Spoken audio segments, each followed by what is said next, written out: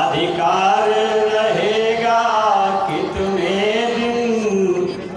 माता पिता पत्नी हो, लड़का हो अपना भाई हो।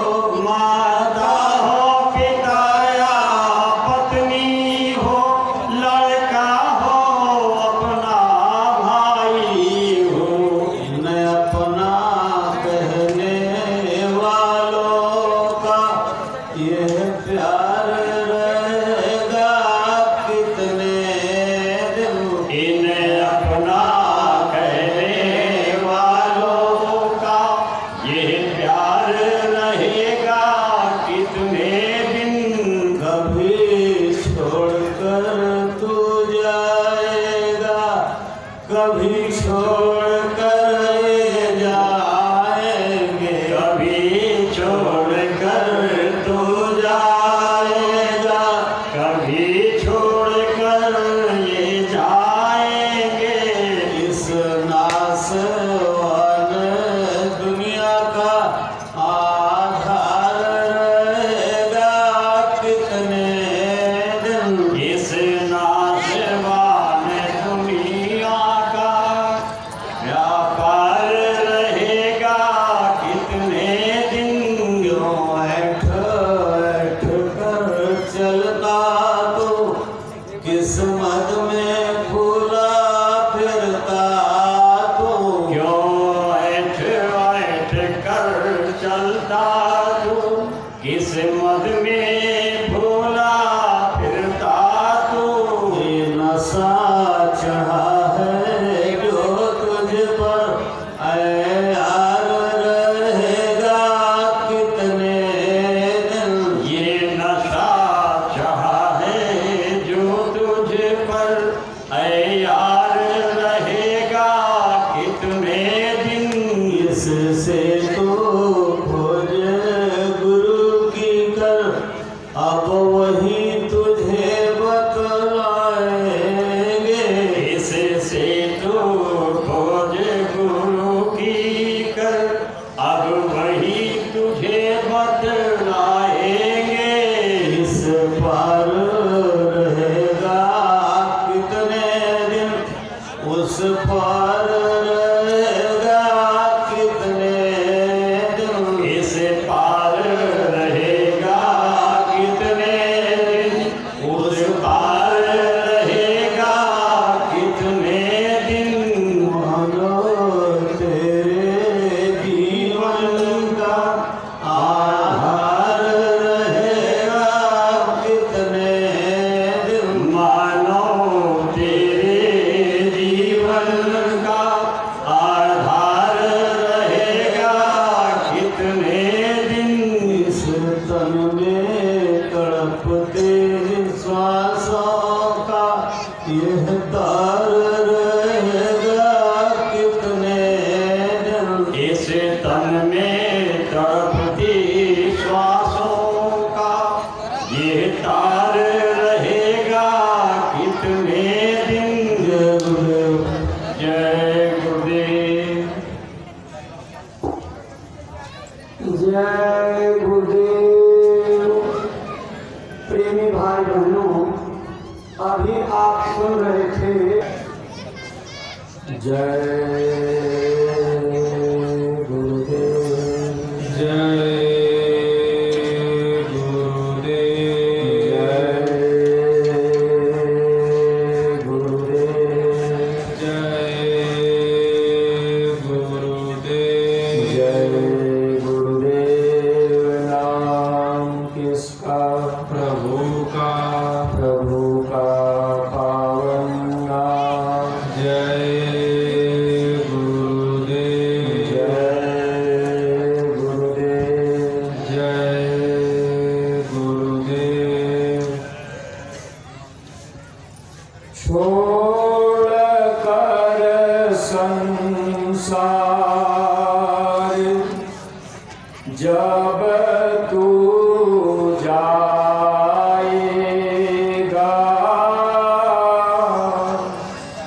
कोई न साथी तेरा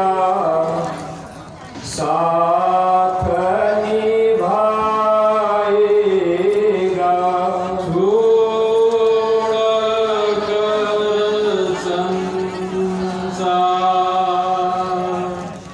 जब तू जाएगा,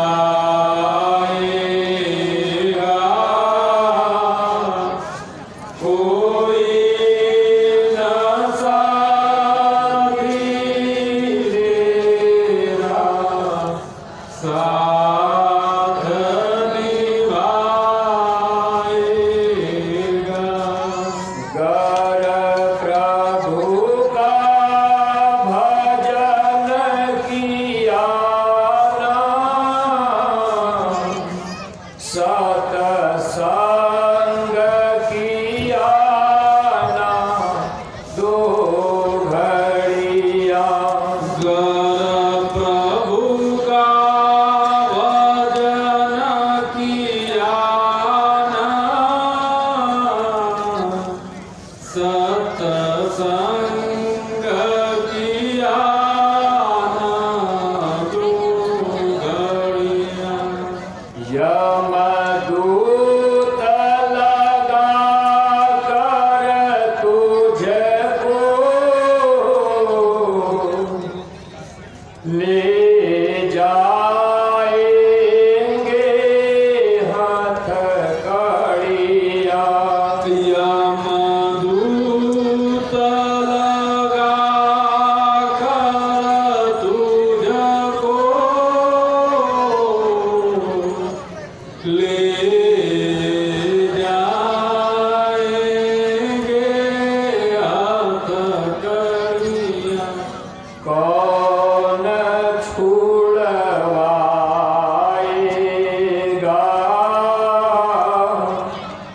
कोई न साथी तेरा साथ निभाएगा। छोड़ कर संसार जब तू जाएगा, कोई न साथी तेरा साथ निभाएगा। इस पेट भरन के खातिर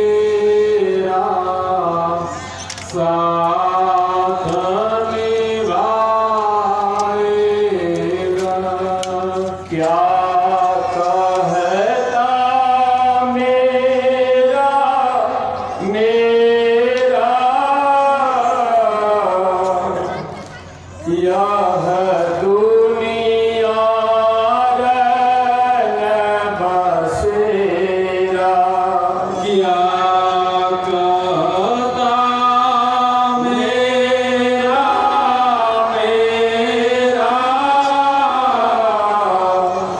यह दुनिया रन बसेरा यहाँ कोई न रहने पाता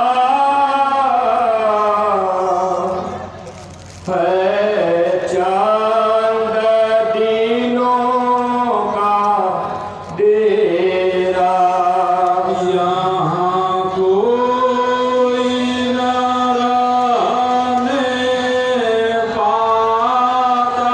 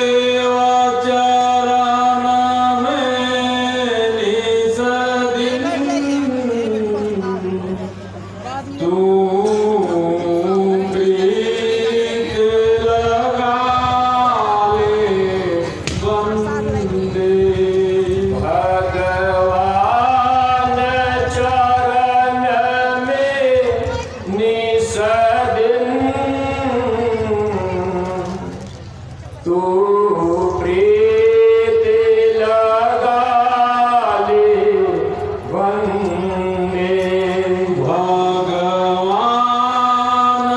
चरण में निस दिन तू प्रीत लगा ले बंदे कट जाएंगे सब तेरे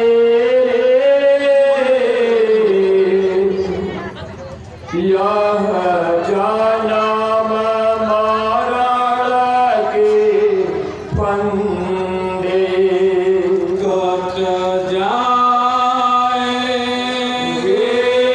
सब तेरे यह जन्म मरण के फंदे पार हो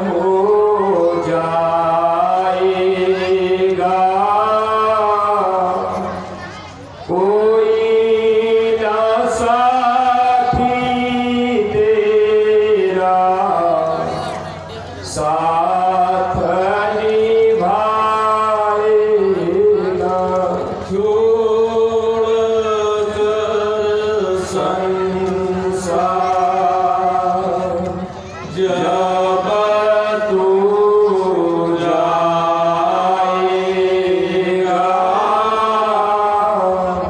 कोई न साथी तेरा साथ निभाएगा। जय गुरुदेव जय गुरुदेव जय गुरुदेव। प्रेमी भाई बहनों, आप इस असार संसार की वास्तविकता के बारे में जरूर चिंतन कर रहे होंगे। ये संसार पराया देश है, आज तक किसी का अपना नहीं हुआ, हमारा आपका भी नहीं होगा। इस मानव जीवन को पाने का असली उद्देश्य क्या था, हम इसको आज तक समझ नहीं पाए। महापुरुषों ने सारा जीवन इसको समझाने में लगा दिया। जागरण करके ले लेंगे वो बोतल, हम बेच रहे हैं, बंद हो गया। फिर खुल जाएगा। और जीवन की अनमोल दौलत भगवान के भजन की तुमको बताई। जिन लोगों ने उनकी बात मान करके और उनके बताए अनुसार अपने जीवन की सांसों को लगा दिया, उनका काम हो गया, उनकी भक्ति और परमार्थ पक्की हो गई और जीवन की सांसों का उपयोग कर लिया। हम सब लोग आज बहुत बड़ा सौभाग्य है, गुरु महाराज की दया कृपा का संदेश लेकर के पूज्य महाराज जी पधारे हुए हैं और अभी चंद मिनटों में आपके सामने आने जा रहे हैं। आप बड़ी देर से इंतजार कर रहे हैं। आपसे प्रार्थना है कि पूरी बातों को दत्तचित्त होकर के एक एक संदेश को मनोयोग से मन चित्त लगा करके सुनिएगा, बातों को अमल में लीजिएगा, आपका ये जीवन कामयाब होगा। वास्तव में आज वो दौलत जीवन की अनमोल वस्तु पूज्य महाराज जी की दया और कृपा से आपको प्राप्त होगी, जो आज तक आप सोच भी नहीं पाए। सारी जिंदगी की कमाई, सारी धरती के सोने चांदी एक जगह रख दिए जाए तो मिल नहीं सकती। आज वो अनमोल वस्तु आपको मिलेगी। पूज्य महाराज जी का मंच पर आगमन हो रहा है।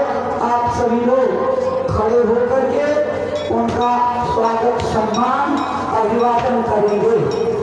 प्रेमी भाई बहनों, जब आपको इशारा कर देंगे तब आप बैठ जाएंगे और इत्मीनान से बातों को सुनेंगे।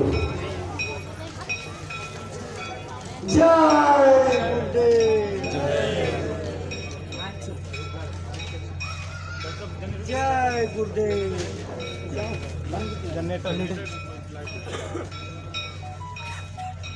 अपने गुरु महाराज के चरणों में श्रद्धा सुमन अर्पित करके गुरु महाराज के चरणों में नतमस्तक हो करके दया कृपा की याचना करते पूज्य महाराज।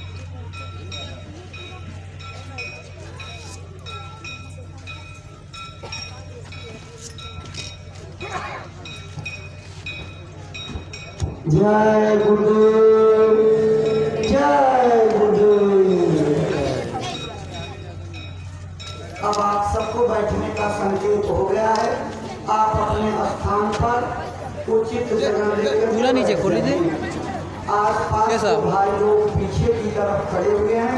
सत्संग सुनने के लिए आगे की तरफ बैठ जाइए। आगे से सत्संग सुनना लाभकारी होता है, दया दृष्टि का लाभ मिलता है, इसलिए आप आगे आकर के बैठ जाइए। जो आसपास से इधर उधर खड़े हुए हैं सम्मानित भाई बहन, आपसे भी प्रार्थना है कि पंडाल में आकर के स्थान ग्रहण कर लीजिए। आज गुरु महाराज की दया कृपा से जो पावन संदेश जीव के कल्याण का और लोगों के लौकिक और पारलौकिक भलाई का लेकर के पूज्य महाराज जी पधारे हुए हैं। अपना संकल्प बना करके आपके श्री चरणों में नम्रता पूर्वक आदर पूर्वक निवेदन करते हैं कि वो अपनी वाणी से अमर संदेश सुनाने की कृपा करें, ताकि हम प्रेमी भाई बहन प्रेरणा प्राप्त करके उन संदेशों को अपना करके अपने मानव जीवन को सफल कामयाब बना सके। परम श्रद्धेय पूज्य महाराज जी, जय गुरुदेव। आप सभी लोग बैठने दो आप प्रेम के साथ में अब बैठने दो। मालिक यार, के फूल आ रहा है मेरे पावन नाम का उच्चारण करें। बोलो जय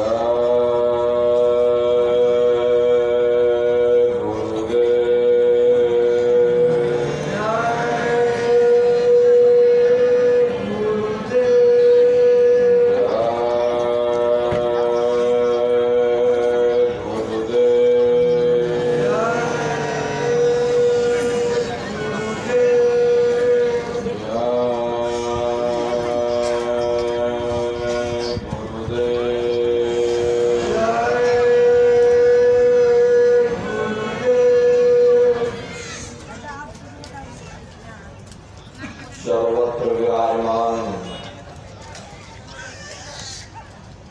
शब्द स्वरूप परम पूज्य स्वामी जी महाराज के श्री चरणों में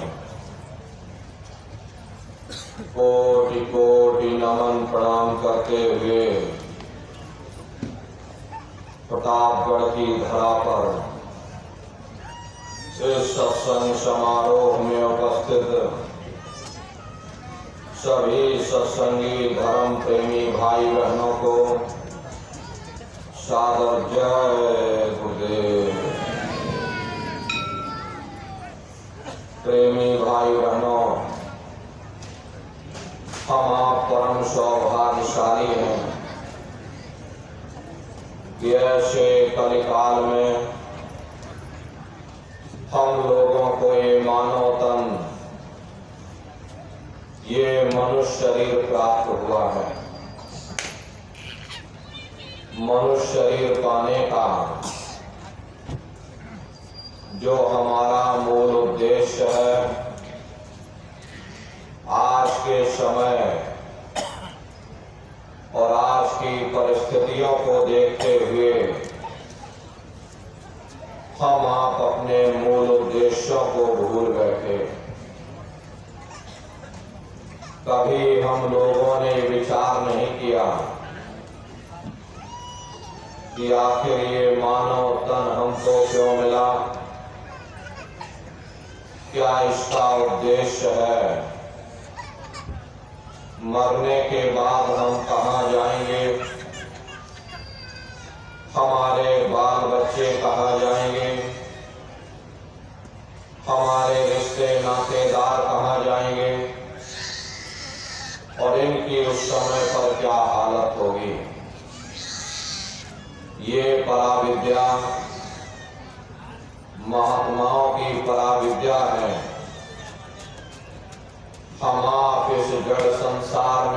करके उस पराविद्या से अनभिज्ञ हो गए और अपने मूल उद्देश्यों को भूल गए, अपने वादे को हम आप भूल गए। वो वादा जो हमने अपने माँ के घर में किया था, जब माँ के घर में हम आप उल्टे लटके हुए थे, उस समय परमात्मा से वादा किया कि हे परमात्मा, इस बार हमको मानव तन दे दो, हम भजन करेंगे, भक्ति करेंगे,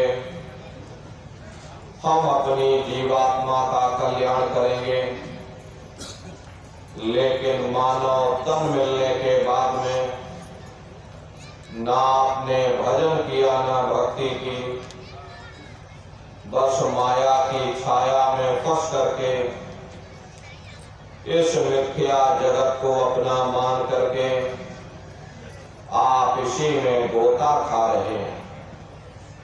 हरे नर नारियों, इस दुनिया में हित मित भाई बंधु, रिश्ते नातेदार, कुटुंब परिवार वाले, इनमें से कोई भी चीज तुम्हारी इस जीवात्मा को इस अधोगति से बचा नहीं सकती। हम कौन हैं, हम कहां से आए हैं और हमें जाना कहां है, यह मानव मात्र के लिए एक जटिल प्रश्न बना हुआ।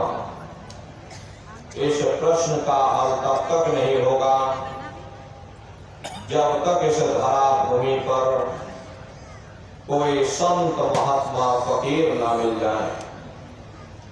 इसीलिए वह मालिक अति दया और कृपा करके संतों महात्माओं को इस धराधाम पर भेजते हैं। संत महात्मा फकीर यहाँ पर आकर के जीवों को समझाने का प्रयास करते कि भाई वो परमात्मा है, वो आपको मिलेगा, जीते जी मिलेगा, इसी मनुष्य शरीर में मिलेगा। इसी मनुष्य शरीर के अंदर जाकर के परमात्मा से मिलने का वह एकमात्र दरवाजा है। उस दरवाजे का भेद केवल संतों महात्माओं को ही प्राप्त है। ये दुनिया के लोग, दुनिया की आवाम जनमानस भौतिकता के ज्ञान को पढ़ करके अहंकार में डूबी रहती है कि हमसे बड़ा कोई ज्ञानी नहीं। लेकिन उन बेचारों को नहीं मालूम कि जहां दुनिया का ज्ञान समाप्त होता है, उसी के सिर की चोटी से ये आध्यात्मवाद, आत्मा और परमात्मा का ये गूढ़ ज्ञान, रहस्य विज्ञान प्रारंभ होता। उस विज्ञान को पाने के लिए सबसे पहले यह जरूरी है कि पहले आप मानवतावादी बने, मानव धर्म और मानव कर्म को अपनाएं। अरे मानव धर्म क्या है कि इंसान इंसान के काम आवे, एक दूसरे की निस्वार्थ भाव से सेवा करे, सत्य, दया, हिंसा, परोपकार आदि गुणों को अपने जीवन में उतार करके और किसी संत महात्मा की खोज करके उनके बताए हुए रास्तों पर चल करके उस मालिक की भक्ति करके अपनी जीवात्मा का कल्याण करा ले, यही इंसान का सबसे बड़ा मानव धर्म है। लेकिन आज इस कलिकाल में ये दुनिया की आवाम जनमानस इंद्रियों के भोग और वासनाओं में, शराबों और कबाबों में, मांस और मदिरा में सुख ढूंढने की कोशिश कर रही। ये चरित्र पतन जैसे कार्यों को अपना करके ये आवाम जनमानस कैसे सुखी हो सकती है? पहले अपने चरित्र जैसे धन को इकट्ठा करो, क्योंकि चरित्र ही सब कुछ है। चरित्र ही मानव धर्म की पूंजी है। ये दुनिया भर के रगड़े झगड़े, पिता पुत्र में लड़ाई, आदमी औरत में लड़ाई, घर परिवार में लड़ाई, समाज में लड़ाई, जातियों में लड़ाई, मुल्क में लड़ाई, हरे नारियों, ये इंसानों का काम नहीं, ये हैवानों का काम। इसलिए पहले आप इंसान बनो, चरित्रवान बनो, महात्माओं के समीप आओ। वे जो दया का प्रसाद दें उसे खुशी खुशी लेकर के अपने निज घर को जाओ, जहां न फिर जन्मना है और ना ही फिर मरना। इसीलिए हमारे गुरु महाराज परम संत बाबा जय गुरुदेव जी महाराज ने आवाम जनमानस के बीच में ये आवाज लगाई है, ऐ इंसानों, तुम अपने दीन ईमान पर वापस आ जाओ और इस जिस्मानी मंदिर में बैठ करके उस मालिक की सच्ची भक्ति करो, जिससे तुम्हारी ये जीवात्मा नरकों में जाने से बच जाए। अरे हम माने न माने, लेकिन संत महात्मा त्रिकालदर्शी होते, वे सब कुछ जानते हैं। अगर हम उनके वचनों को मान जाएंगे तो हम लोग बच जाएंगे, नहीं तो खाई और खंदक में जाकर गिर जाएंगे। इसीलिए अभी वक्त है उस मालिक से सच्ची प्रार्थना करने का, खुदा के सामने अपने गुनाहों की माफी मांगने का, धर्म मजहब के नाम पर लड़ने झगड़ने का नहीं, जात बिरादरी के नाम पर लड़ने झगड़ने का नहीं। अरे हमने बहुत लड़ लिया, बड़े बड़े झगड़े और फसादे की, बड़ी बड़ी नुक्ताचीनी की, सिवाय नफरत के हमको क्या मिला? नफरत की ऐसी ज्वाला जली जिसमें घर जल गया, परिवार जल गया, समाज जल गए, जातियां जल गई, अब सारा देश जल उठा। इसीलिए सारी मानवता बहुत थक गई। हर कोई ऐसी छांव चाहता है जहां उसे ठंडक मिले, शांति और सुकून मिले। ये सब वहीं मिल सकते हैं जहां शांति के संदेश होते, सुकून के संदेश होते, मानव धर्म और मानव कर्म के संदेश होते। और ये संदेश केवल संत महात्मा फकीर देते हैं, जो समदर्शी होते हैं, जो समस्त जीवों के अंदर उस प्रभु के अंश को देखते हैं। ऐसे समदर्शी उन महात्माओं की खोज करो। ये मत देखना कि महात्मा किस जाति के हैं, महात्मा किस बिरादरी के हैं। अरे जातियां कर्म के अनुसार बनाई गई, जन्म के अनुसार नहीं। मनुष्य की एक ही जाति है, वो है मानव जाति। और इसी मानव जामे में बैठ करके हमें उस मालिक की भक्ति करनी है। हरे नारियों, सुपच जात के भंगे थे, रैदास जी जात के हरजन थे, मीराबाई जात की छत्राणी थी। अगर वे सब उस मालिक को प्राप्त कर सकते हैं तो आप भी उस मालिक को प्राप्त कर सकते हैं। लेकिन बगैर महात्माओं के, बगैर मुर्शिद के कोई भी जीव इस संसार समुद्र से ना कोई पार हुआ और ना ही कोई हो सकता। ये समुद्र ऐसा है जिसके न इस किनारे का पता न उस किनारे का पता कोई नहीं जान सकता। ये दुनिया कब बनी, कितनी बार प्रलय और महाप्रलय हो गई, लेकिन इतना जरूर मालूम है कि जिस दिन से दुनिया बनी है हम आप यहीं पर भटका खा रहे हैं। अगर इधर से हवा चली, हमारी नैया उधर चली गई, अगर उधर से हवा चली, नैया हमारी इधर चली गई, न जाने कितने युग और कल्प बीत गए, लेकिन हमारी ये नैया आज तक इस भव सागर से किनारे नहीं लगी। इसलिए प्रेमी भाई बहनों, सौभाग्य से वक्त का इतना बड़ा वरदान आपको मिल गया, ये मानव तन आपको मिल।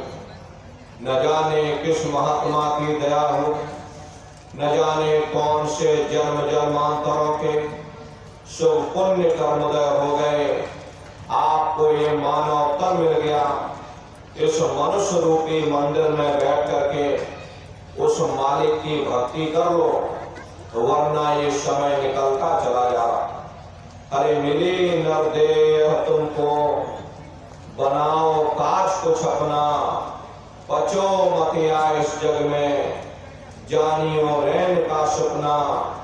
करे नर नारियों, जैसे रात में हम लोग स्वप्न देखते हैं, हालांकि उस समय पर हमें स्वप्न सच मालूम पड़ता, असली प्रतीत मालूम होता है, लेकिन जब हम सुबह उठते हैं, जब हमारी आंखें खुलती हैं, तब हमें होश आता है, नहीं भाई हम तो स्वप्न देख रहे थे, ये सब भ्रम है।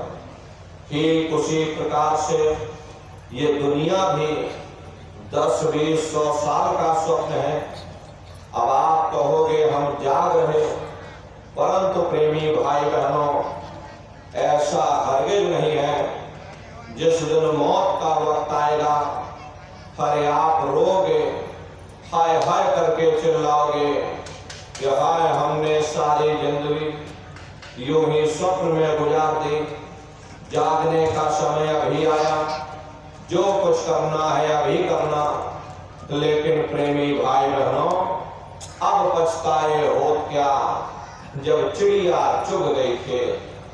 प्रेमी भाई बहनों, जैसे मरीज को मिश्री कड़वी लगती है, हालांकि मिश्री कड़वी नहीं होती, बल्कि मरीज के मुंह का जायका कड़वा हो, उसे चाहे कितने अच्छे अच्छे भोजन करा दो, हलवा पूड़ी पकवान बना करके खिला देना, उसे अच्छा नहीं लगेगा।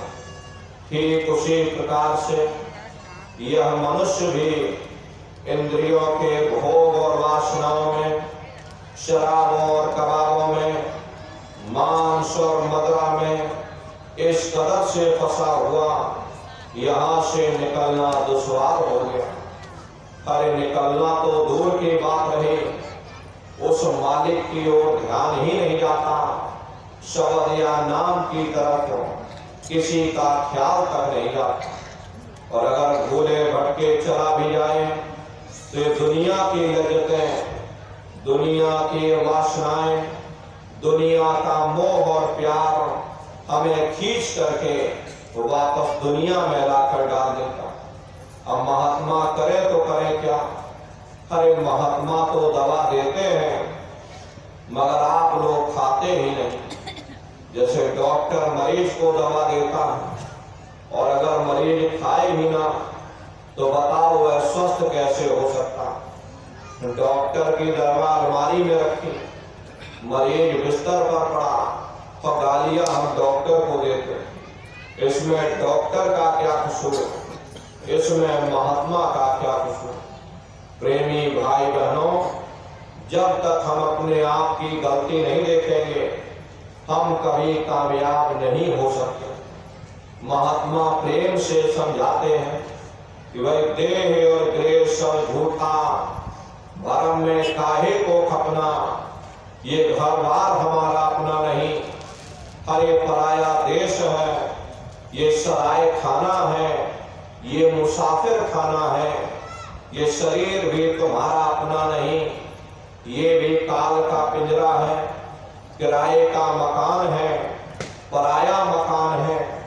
किसी को 40-50 साल के लिए मिला, किसी को 80-90-100 साल के लिए मिला।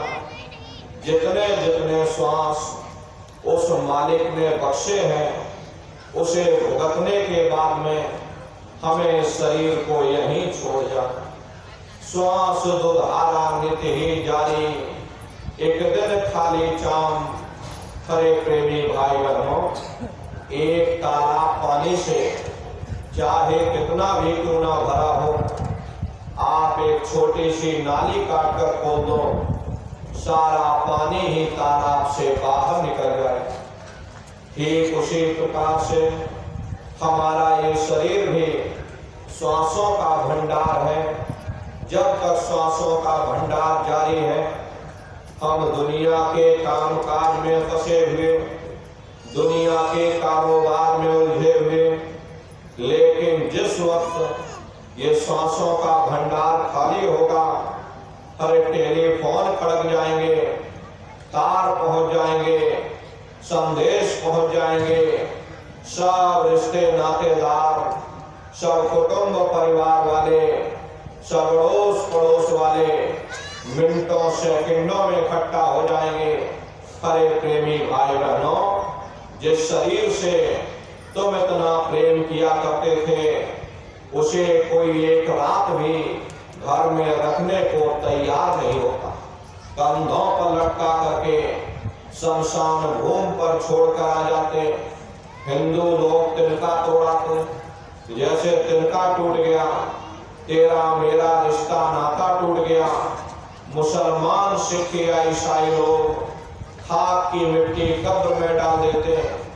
जो मेरे लिए खाक की मिट्टी है, वह मेरे लिए तू है। अब बताओ प्रेमी भाई बहनों, जिनके लिए सारी जिंदगी बिता दी, मिनटों सेकंडों में आपसे उन्होंने रिश्ता नाता तोड़। अरे बड़े बड़े राजे महाराजे आए, सारी जिंदगी किला बनाते बनाते गुजार दिया। आज उनके किलों को जाकर देखो, खंडहर बने पड़े। विश्व विजेता सिकंदर सारी दुनिया पर राज करने का ख्वाब देखता था, वो भी मुट्ठी खोल करके चला। कोई क्या साथ लेकर जाएगा? जो चीज तुम्हारे साथ में जाने वाली, वह केवल परमात्मा की भक्ति है। सुरत शब्द नाम की कमाई, सुरत शब्द नाम की कमाई करना, सब जतन दूर धरना। कोई दूसरा उपाय करने की जरूरत नहीं, केवल एक ही उपाय करो, अपनी सुरत को यानी कि अपनी जीवात्मा को शब्द के साथ जोड़ दो। क्योंकि शब्द को पकड़कर ये जीवात्मा ऊपर से नीचे आई है, शब्द को ही पकड़ करके ये जीवात्मा नीचे से ऊपर जाएगी। हम लोग ऊपर से नीचे कैसे आए और कैसे आकर के इस संसार में फंस गए, जरा संक्षिप्त में आप लोग समझ लीजिए। पहले यहाँ कुछ नहीं था, पहले ना हम थे ना आप थे, न ये जमीन थी न आसमान, न देवी थे न देवता थे, न ब्रह्मा विष्णु महादेव थे, न ईश्वर थे न ब्रह्म थे, न पार ब्रह्म थे। पहले कुछ नहीं था। तो पहले कौन था? आपकी धर्म पुस्तकों में लिखा है कि एक अनीय नामा अभिसच्चिदानंद प्रभु धामा। वो एक अनीय अनामी महाप्रभु अपने अनामी धाम में अखंड राज किया करते थे। उस मालिक की मौज मर्जी उठी तो उन्होंने 3 लोकों का सबसे पहले विस्तार किया, यानी कि अगम लोक, अलख लोक और सतलोक। अगम लोक में अगम पुरुष को बैठा दिया, अलख लोक में अलग पुरुष को बैठा दिया और सतलोक में सतपुरुष भगवान को बैठा दिया। काफी समय जब बीत गया तब रचना का विस्तार सतपुरुष भगवान ने किया। उन्होंने अपनी आवाज पर अनंतों अनंत ब्रह्मांडों की रचना की और अपने 16 पुत्रों को नीचे उतार दिया। निरंजन भगवान जिनको दुनिया ईश्वर कहती है, मुसलमान जिनको खुदा कहते हैं, ईसाई जिनको गॉड कहते हैं, ये निरंजन भगवान सत्पुरुष भगवान के सबसे छोटे पुत्र हैं। इन 16 पुत्रों ने नीचे आकर घनघोर तपस्या की और अपने पिता को प्रसन्न करके, यानी सत्पुरुष भगवान को प्रसन्न करके उन्हीं के जैसा वरदान के रूप में राज मांग लिया। तो राज चेतन पर किया जाता है, जड़ पर नहीं किया जाता। इसीलिए इनको जीवात्माओं का छोटा सा भंडार दे दिया गया। जब जीवात्माएं ऊपर से नीचे उतारी जाने लगी, जब हमको आपको ऊपर से नीचे उतारा जाने लगा, तो हम लोग घबराने लगे। उस समय सत्पुरुष भगवान ने आदेश दिया कि तुम जाओ, जाकर नीचे आराम से रहो, और जब समय पूरा होगा तब तुम अपने देश वापस चले आओ। सत्पुरुष के आदेश पर ये रूहें, ये जीवात्माएं, यानी कि हम और आप नीचे आने को तैयार हो गए। सबसे पहले 4 प्रकार के कपड़े, कारण कपड़ा, सूक्ष्म कपड़ा, लिंग कपड़ा और स्थूल कपड़ा, ये 4 प्रकार के कपड़े जीवात्माओं के ऊपर पहनाए गए और शब्द को पकड़ा करके मंडल वायुमंडल जीवात्मा को नीचे उतारते चले गए। और इसी मृत्यु लोक में, इसी स्थूल शरीर में, दोनों आंखों के मध्य भाग में जीवात्मा को यहाँ बैठा दिया। जब जीवात्माएं ऊपर से नीचे आ गई, मृत्यु लोक में आ गई, उस समय पर सतयुग का समय था। सतयुग योगी सब विज्ञानी करे हर ध्यान तरे भव प्राणी। उस समय सब ज्ञानी और विज्ञानी थे, सबकी आंख कान खुली हुई थी, रोज मालिक का दर्शन करते थे, रोज आते और रोज जाते। और जब समय पूरा हो जाता, ये जीवात्माएं अपने देश वापस चली जाती थी, फिर कभी लौट करके मृत्यु लोक में नहीं आती। ऐसे न जाने कितनी जीवात्माएं यहाँ से वापस चली गई। तब निरंजन भगवान ने विचार किया कि हमने इतनी तपस्या करके वरदान के रूप में जीवात्माओं का छोटा सा भंडार सत्पुरुष भगवान से मांग लिया। अगर ये जीवात्माएं ऐसे ही अपने देश वापस चली जाएंगी, हम इन पर कोई रोक टोक नहीं लगाएंगे, तो एक दिन मेरा राज्य खाली हो जाएगा, फिर हम राज किस पर करेंगे। तो उन्होंने बड़ी होशियारी के साथ में कर्मों का विधान बना दिया, और कर्मों का विधान बना करके जीवात्माओं को यहाँ सुना दिया गया कि भाई ये पुण्य कर्म है, ये पाप कर्म है, ये शुभ कर्म है, ये शुभ कर्म है। और इन जीवात्माओं को कह दिया कि काल रूप में तिनकर भ्राता, शुभ अशुभ कर्म फल दाता। यानी मैं काल रूप हूँ, शुभ अशुभ कर्मों का मैं फल दूंगा। यानी कर्म करने की स्वतंत्रता हमको आपको दे दी गई, और फल देने का अधिकार इन्होंने अपने हाथों में रख दिया। धीरे धीरे ये जीवात्माएं कर्मों की बेड़ियों में जकड़ती चली गई। जिस नाम की डोरी को पकड़ करके ये जीवात्माएं ऊपर से नीचे आई थी, जिस शब्द को पकड़ करके ये जीवात्माएं ऊपर से नीचे आई थी, कर्मों के कारण वो नाम की डोरी हाथ से छूट गई, वो शब्द हाथ से छूट गया। तब से लेके आज तक न जाने कितने युग और कल्प बीत गए, हम आप यहीं पर भटका खा रहे हैं। प्रेमी भाई बहनों, अगर वो नाम की डोरी हाथ में आ जाए, शब्द की डोरी हाथ में आ जावे, तो शब्द कर्म की रेख कटावे, शब्द शब्द में जाए मिलावे। शब्द वो साबुन है जो तुम्हारे कर्मों की रेख पर मेघ मार देगा, तुम्हारे कर्मों को साफ कर देगा, और तुम्हें शब्द दर शब्द, मंजिल दर मंजिल अपने घर वापस पहुंचा देगा। तो सूरत शब्द नाम की महिमा कि भाई शब्द को पकड़कर ये जीवात्मा ऊपर से नीचे संसार में आई है तो शब्द को ही पकड़ करके ये जीवात्मा नीचे से ऊपर जाएगी। प्रेमी भाई बहनों, ये सूरत शब्द का भेद ये सबसे पहले कबीर साहब इस धरती पर आए, उन्होंने इस भेद को जाहिर किया। उससे पहले ये भेद किसी को नहीं मालूम था। हर सतयुग त्रेता द्वापर बीता, काहू न जाने शब्द की रीता। कलयुग में स्वामी दया विचारे और प्रकट करके शब्द पुकारे। सतयुग त्रेता द्वापर बीत गया, लेकिन शब्द के भेद को कोई नहीं जान पाया। वो तो कलयुग में संतों महात्माओं की दया हुई तो सबसे पहले उस मालिक ने कबीर साहब को धरती पर भेजा और कबीर साहब ने आकर के सूरत शब्द के भेद को जाहिर किया। बाद में अन्य महात्मा आए, कबीर साहब के बाद में गुरु नानक साहब आए, दादू दरिया भीखा रविदास, पलटू जगजीवन ईशा मूसा, और इधर गोस्वामी जी महाराज। राजापुर चित्रकूट धाम में राजापुर गांव में जन्म हुआ गोस्वामी जी महाराज का। उधर राजस्थान में चले जाइए, मीराबाई, सहजोबाई रविदास जी महाराज और बहुत से प्रेमी भाई बहनों महात्माएं, राधा स्वामी जी महाराज, बहुत से महात्माएं जिन्होंने सूरत शब्द के भेद को जाहिर किया। और हमारे गुरु महाराज ने इसकी परत दर परत खोल करके रख दी। तो प्रेमी भाई बहनों, ये सूरत शब्द नाम की कमाई है।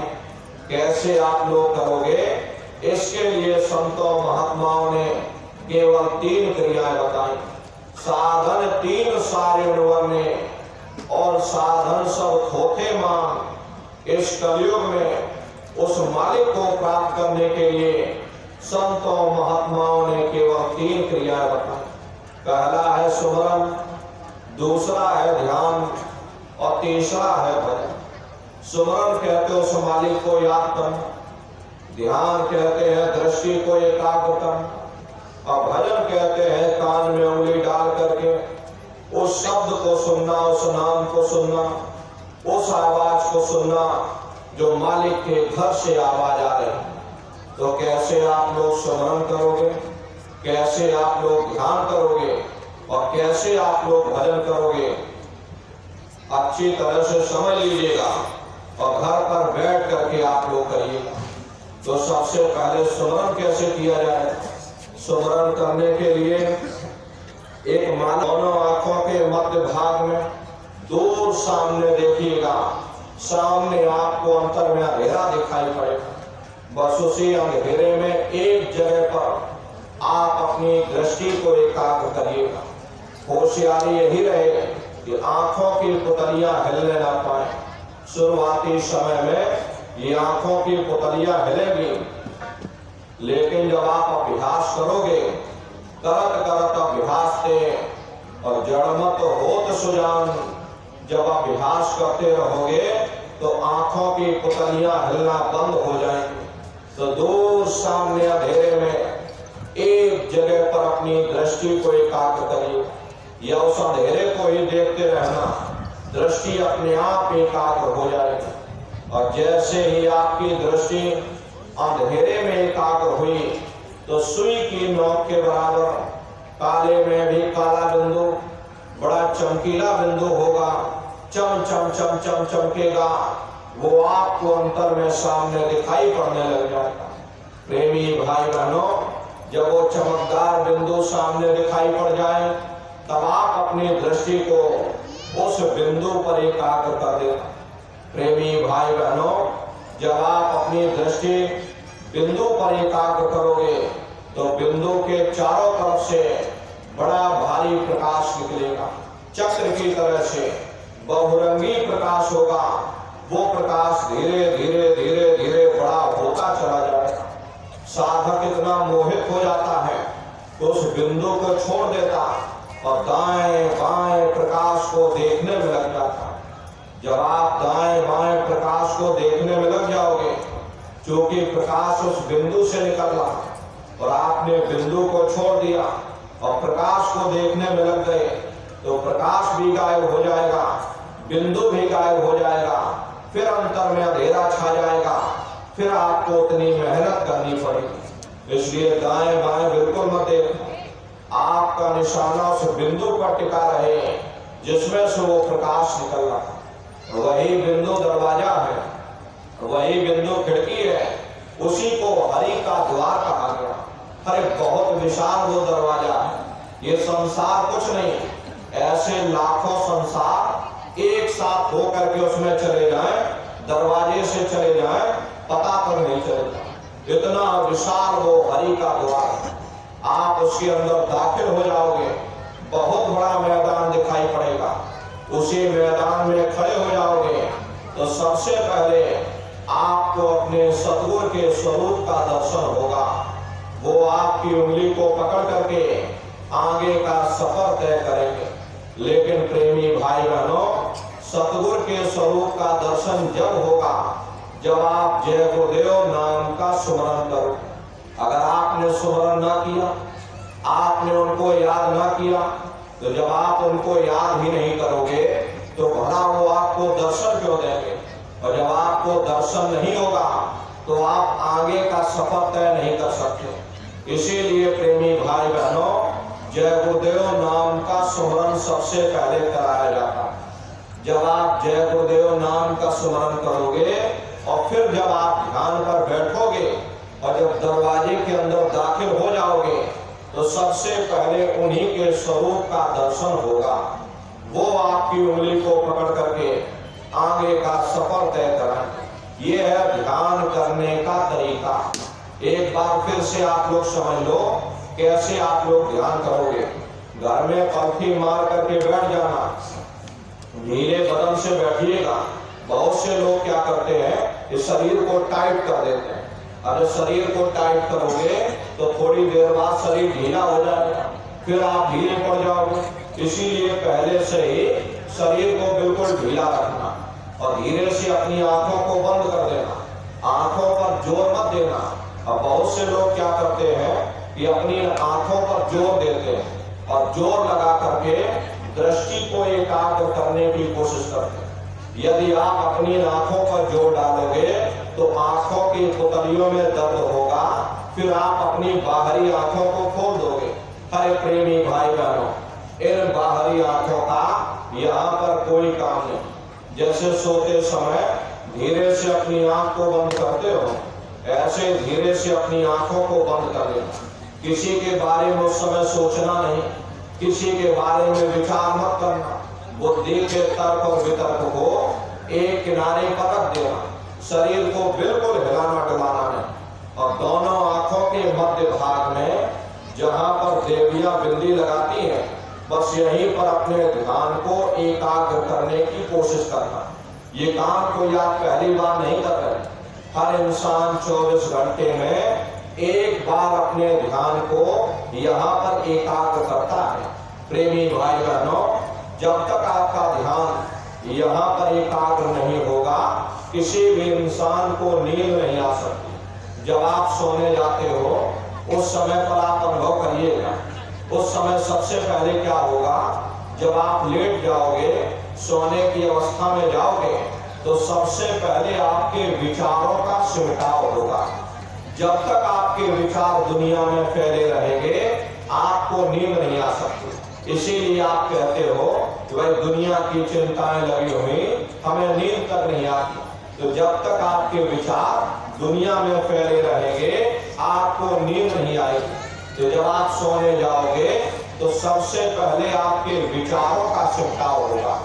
और जिस वक्त आपके विचार सिमट जाएंगे, उसी वक्त आपका ध्यान यहाँ पर एकाग्र हो जाएगा।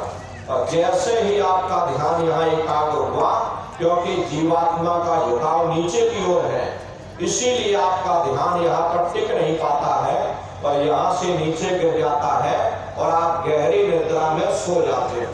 साधना के समय क्या होता है कि आप चेतन अवस्था में अपने ध्यान को यहाँ पर एकाग्र करोगे, यहीं से ऊपर की ओर उठ जाओगे। बस इतना ही अंतर है। सोने के समय आप अपने ध्यान को यहाँ एकाग्र करोगे, यहाँ से नीचे गिर जाओगे। और साधना के समय आप अपने ध्यान को यहाँ पर एकाग्र करोगे,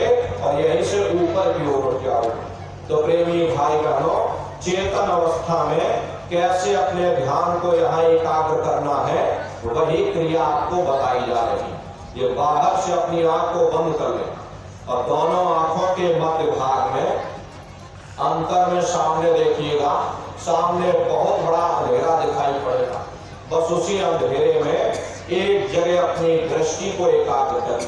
किसी के बारे में सोचना नहीं, किसी के बारे में विचार मत करना।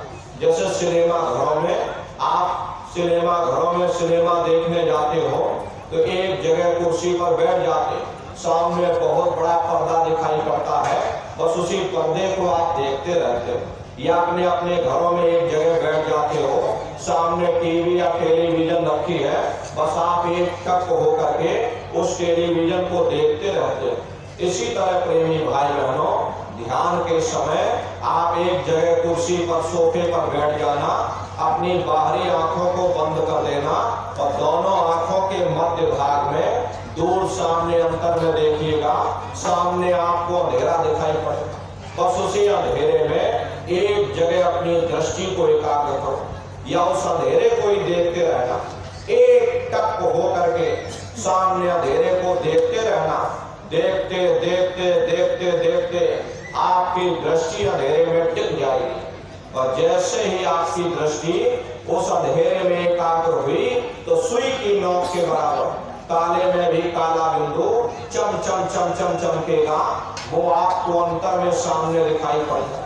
प्रेमी भाई बहनों, जब वो चमकदार बिंदु सामने दिखाई पड़ जाए तब आप अपनी दृष्टि को उस बिंदु पर एकाग्र कर देना। अरे वही बिंदु दरवाजा है, वो दरवाजा खुल जाएगा, ये शिव नेत्र खुल जाएगा, ये दिव्य दृष्टि खुल जाएगी और आप दरवाजे के अंदर दाखिल हो जाओगे। एक बार प्रेमी भाई बहनों, ये दिव्य दृष्टि खुल जाए तो क्या भूत और क्या भविष्य और क्या वर्तमान, कोई भेद गुप्त नहीं रहता। लाखों वर्ष पहले क्या हुआ था, भविष्य में क्या होने वाला है, बैठे बिठाए आप सब कुछ जान सकते हो। तो यह है ध्यान करने का तरीका। और तीसरा है भजन। भजन कहते हो शब्द को सुनना, उस नाम को सुनना, उस आवाज को सुनना जो मालिक के घर से आवाज आ रही है, जिसको पकड़ करके ये जीवात्मा ऊपर से नीचे आई है, उस शब्द को सुनना, उसी का नाम है भजन। अब भजन कैसे किया जाएगा, एक प्रेमी भाई बहनों अच्छी तरह से समझ लो। ये आंख और कान को बंद करिएगा, ये दोनों उंगली कानों में डाल करके ये कानों को बंद कर देना। कान इसीलिए बंद किए जाते हैं ताकि बाहर की कोई आवाज हमको सुनाई ना पड़े। अपनी अपनी सुविधा से बैठिएगा, कुर्सी पर चाहे कुर्सी पर बैठ जाओ, सोफे पर चाहे सोफे पर बैठ जाओ या कोई कड़ी तकिया ऐसे रख लेना प्रेमी भाई बहनों, और दोनों कोहनी यहाँ रख करके और दोनों उंगली कानों में डालकर ये कानों को बंद कर ले। अब बहुत सी हमारी माताएं बहनें बूढ़े बुजुर्ग, आपके घुटनों में दर्द होता है या रीढ़ की हड्डी में दर्द होता, आप बैठ करके भजन मान लो नहीं कर पाते तो आप लेट करके भजन करिए। ऐसे सीधे लेट जाओ और लेटे लेटे आंख और कान को बंद करो। मतलब तो आंख और कान को बंद करना है, चाहे लेट कर करो चाहे बैठ कर करो। यही कहा गया कि आंख कान मुख बंद कराओ, अनहद झिंगा शब्द सुनाओ। यानी पहले अपनी आंख को बंद करो, फिर अपने मुख को बंद करो, दोनों उंगली कानों में डाल करके ये कानों को बंद कर लेना और ऊंचे से ऊंचा ध्यान दे करके गौर से आवाज को सुनने की कोशिश करना। प्रेमी भाई बहनों, जब आप कानों को बंद करके अंतर में गौर से सुनोगे तो आपको ऐसा अनुभव होगा कि कहीं सीटी जैसी आवाज हमारे कानों में गूंज रही है। इस तरह से शुरू में सीटी जैसी आवाज सुनाई पड़ेगी। शाम को अपने अपने घरों में आप लोग बैठिएगा, ये कानों को बंद कर लेना, ध्यान दे करके अंदर में सुनिएगा तो सीटी जैसी आवाज सुनाई पड़ेगी। करना कुछ नहीं है, लेटे हो चाहे बैठे हो, आप सिर्फ उस आवाज को सुनते रहो और सुनते सुनते उसी में लीन हो जाओ। जब आप उसमें लीन हो जाओगे तो कुछ समय बाद में आपको दोबारा अनुभव होगा कि कहीं बड़ी दूर से एक महीन आवाज घंटे और शंख की आवाज हमारे कानों में गूंज रही। जैसे मंदिरों में घंटियां बजती है, टन टन टन टन, इस तरह से घंटे और शंख की आवाज सुनाई पड़ी। उसी घंटे शंख की आवाज को महात्माओं ने शब्द कहा। अरे आपकी धर्म पुस्तकों में लिखा है कि कोठे पढ़ पढ़ जग मुआ, पंडित भयानक कोई, और 2.5 अक्षर प्रेम का, पढ़े सो पंडित होए। दुनिया वाले कहते हैं कि 2.5 अक्षर का मतलब प्रेम है। अरे प्रेम नहीं है, प्रेम में तो मात्रा लगी हुई। यहाँ पर जिस 2.5 अक्षर का वर्णन किया है वो है शब्द, सा आदा बा और दा। उसी शब्द को महात्माओं ने नाम कहा। कलयुग केवल नाम या धारा, सुमेर सुमेर नर उतर ही पारा। कलयुग में केवल नाम का आधार, वो नाम तुम्हारे अंदर दिन और रात भुनकारे दे रहा। तो उसी घंटे शंख की आवाज को महात्माओं ने शब्द या नाम कहा। उसी घंटे शंख की आवाज को मुसलमान फकीरों ने कलमा कहा। उसी को गुरु नानक साहब ने अनहद वाणी, धुन की वाणी कहकर याद किया। ईसा मसीह साहब ने वर्ड या लागत कहकर याद किया। और प्रेमी भाई बहनों, चीन में जो महात्मा हुए उन्होंने इसको ताओ कहकर याद किया। और हिंदू महात्माओं ने इसे देववाणी, आकाशवाणी कहकर याद किया। उन अलग अलग महात्माओं ने अपनी अपनी भाषा में हम लोगों को समझाने की कोशिश की कि भाई वो घंटे शंख की आवाज तुम्हारे अंदर गूंज रही, वो आपको सुनाई पड़ेगी। लेकिन शुरुआती समय में आपको ऐसा मालूम होगा कि कहीं बड़ी दूर पर घंटियां बज रही, टन टन टन टन, लेकिन सुनाई हरेक को पड़े। प्रेमी भाई बहनों, जब घंटे शंख की आवाज सुनाई पड़ने लग जाए तब आप सीटी की आवाज को छोड़ देना और घंटे शंख की आवाज को पकड़ लेना, क्योंकि सीटी की आवाज सिर्फ एक माध्यम है, आपको असली आवाज तक पहुंचा देगी। और जब आपको असली आवाज मिल जाए, यानी घंटे शंख की आवाज सुनाई पड़ने लग जाए, तब आप उस आवाज को पकड़ लें, उसको आप सुनने लग जाना। जब आप उसको सुनने लग जाओगे तो सीटी की आवाज धीरे धीरे बंद हो जाएगी और घंटे शंख की आवाज बढ़ने लगेगी। बढ़ते बढ़ते इस कदर बढ़ेगी कि आपके रोम रोम में घंटे और शंख की आवाज गूंजने लगेगी। बड़ी घनघोर आवाज होती, बड़ी मधुर वो आवाज होती। अरे प्रेमी भाई बहनों, ये जो दुनिया के संगीत आप सुनते हो, ये संगीत उसके सामने कुछ नहीं है। जब आप उस रूहानी संगीत को सुनोगे, इतना भारी आनंद आपके ऊपर छा जाएगा, इतनी खुशी आपको होगी, ऐसा नशा आपके ऊपर चढ़ जाएगा, इतना आप उस आवाज में खो जाओगे कि आप धीरे धीरे सारी दुनिया को भूल जाओगे। यहाँ तक कि आपको अपने शरीर की भी सुध नहीं रहेगी, क्योंकि उस आवाज में कशिश है। वो शब्द चुंबक है, वो आपको अपनी ओर खींचेगा और जब खिंचाव होगा तो जीवात्मा का फैला हुआ प्रकाश 9 द्वारों से सिमटने लगेगा। प्रेमी भाई बहनों, जब आप घंटे शंख की आवाज को सुनोगे तो उस आवाज में कशिश है, वो आवाज चुंबक है, वो आपको अपनी ओर खींचेगा। और जब खिंचाव होगा तो जीवात्मा का फैला हुआ प्रकाश ये 9 द्वारों से सिमटने लगेगा। अब ये 9 द्वार कौन कौन से हैं? देखो प्रेमी भाई बहनों, अच्छी तरह से समझ लो। 2 आंख, 2 कान, 2 नाक के सुराख, 1 मुंह और 2 मलमूत्र का रास्ता, ये शरीर के 9 दरवाजे हैं। सबसे पहला दरवाजा गुदा चक्र आता है। गुदा चक्र में गणेश जी वास करते हैं। गणेश जी यहाँ के मालिक हैं। ये 4 दल का कवल है। यहाँ पर पृथ्वी तत्व पाया जाता है। उसके ऊपर इंद्रिय चक्र आता है। इंद्रिय चक्र में ब्रह्मा जी वास करते हैं। ब्रह्मा जी यहाँ के मालिक हैं। ये 6 दल का कवल है। यहाँ पर जल तत्व पाया जाता है। उसके ऊपर ये नाभि चक्र आता है। नाभि चक्र में विष्णु जी वास करते हैं। ये 8 दल का कवल है। यहाँ पर अग्नि तत्व पाया जाता है। उसके ऊपर ये हृदय चक्र आता है। हृदय चक्र में शिव जी वास करते हैं। ये 12 दल का कवल है। यहाँ पर वायु तत्व पाया जाता है। वास्तव वो ऊपरी मंडलों में करते हैं, लेकिन उनका प्रकाश, उनकी किरणें इन चक्रों पर पड़ती हैं।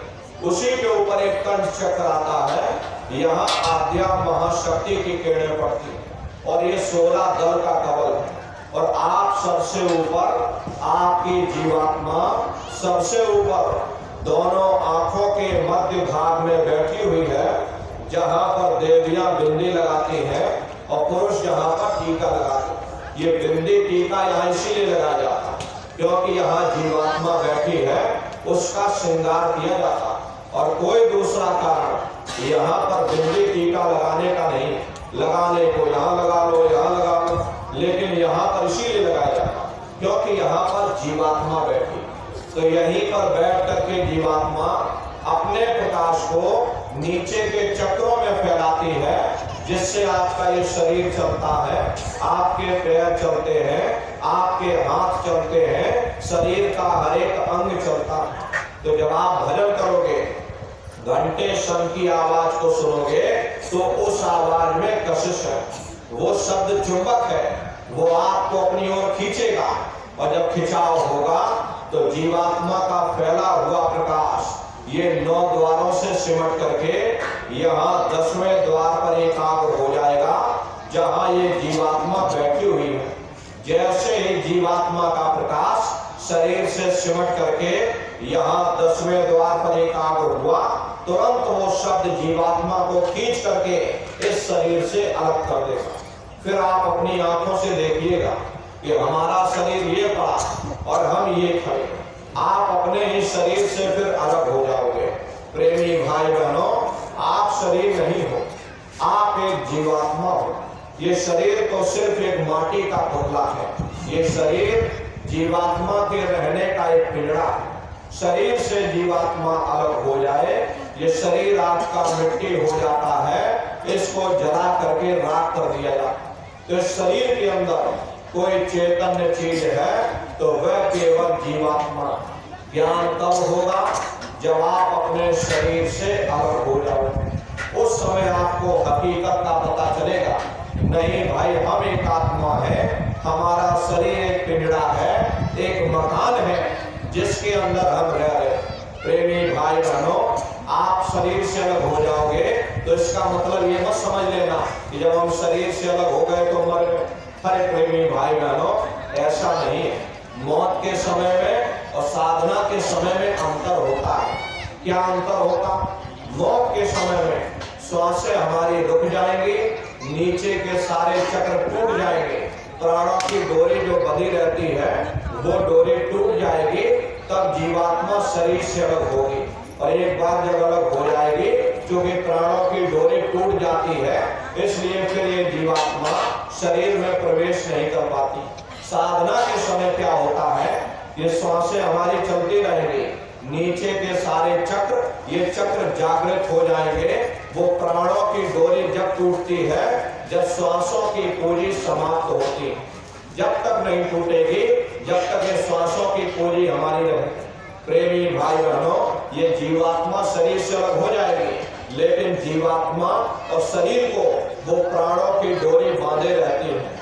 वो डोरी जब तक नहीं टूटेगी, जब तक हमारे श्वासों की पूंजी समाप्त नहीं हो जाएगी। ये जीवात्मा शरीर से अलग हो जाएगी और ब्रह्मांडों की सैर करके, ऊपर के ब्रह्मांडों के दर्शन करके फिर अपने शरीर में प्रवेश कर जाएगी। जैसे चिड़िया होती है, चिड़िया घोंसले से निकल करके आसमानों की उड़ान भरती है और घूम करके फिर शाम को अपने घोंसले में चली आती है। ऐसे ही तुम्हारी जीवात्मा इस शरीर रूपी घोंसले से निकल करके और ब्रह्मांडों की सैर करेगी, देवी देवताओं के दर्शन करेगी और घूम करके फिर अपने शरीर में वापस चली आएगी। ये भजन करने का तरीका। प्रेमी भाई बहनों, जब तुम्हारी ये जीवात्मा इस शरीर से अलग होगी तो घंटे शंख की आवाज को पकड़ करके बड़ी भारी इसकी रफ्तार, पलक झपकते यह जीवात्मा खरबों योजन ऊपर चली जाती। हरे नर नारियों, ये ब्रह्मा विष्णु महादेव जिनकी सारी दुनिया पूजा करती है, आखिर ये है कौन? अरे हम लोग पूजा तो करते हैं, लेकिन ये ब्रह्मा विष्णु महादेव है कौन, ये कहाँ पर रहते हैं, इनके माँ बाप कौन है, ये क्या काम करते हैं, राम कौन है, कृष्ण कौन है, ईश्वर कौन है, ब्रह्म कौन है, पार ब्रह्म कौन है, ये कहाँ पर रहते हैं, जरा संक्षिप्त में आप लोग समझ लीजिए। क्योंकि अगर इसका वर्णन किया जाएगा तो लाखों वर्ष लग जाएंगे, एक लोक का वर्णन नहीं हो सकता। लेकिन संक्षिप्त में आपको समझाया जा रहा कि किन किन मंडलों पर कौन कौन से मालिक मिलेंगे, उनका दर्शन होगा, और मंडल बाई मंडल शब्द को पकड़ करके कैसे जीवात्मा अपने देश सचखंड में पहुंचेंगे। तो प्रेमी भाई बहनों, जब आप भजन करोगे, घंटे शंख की आवाज को सुनने लग जाओगे, तो उस आवाज में कशिश वो शब्द चुंबक है, वो आपको अपनी ओर खींचेगा, और जब खिंचाव होगा तो जीवात्मा का फैला हुआ प्रकाश 9 द्वारों से सिमट करके यहाँ 10वें द्वार पर एकाग्र हो जाएगा। और जैसे ही जीवात्मा का प्रकाश पूरे शरीर से सिमट करके यहाँ पर इकट्ठा हुआ, तुरंत वो शब्द जीवात्मा को खींच करके इस शरीर से अलग कर देगा। फिर उसी शब्द को पकड़ करके, उसी घंटे शंख की आवाज को पकड़ करके, फिर यही जीवात्मा फिर ब्रह्मांडों की चढ़ाई करेगी। हरे प्रेमी भाई बहनों, पलक झपकते यह जीवात्मा खरबों जोजन ऊपर चली जाएगी। ये सूरज चांद सितारों को पार करने के बाद सबसे पहले जो आपको लोक मिलेगा, उसे महात्माओं ने शिवलोक कहा। शिवलोक तमोगुणी स्थान है, वहां के मालिक शिव जी हैं, वो पार्वती जी के साथ उस लोक में विराजमान है। चैतन्य धार जो ऊपर से आ रही, जिसे महात्माओं ने गंगा कहा, वह अपना केंद्र बिंदु शिवलोक को बनाती है। इसीलिए शिव जी की जटा में गंगा दर्शाई जाती है।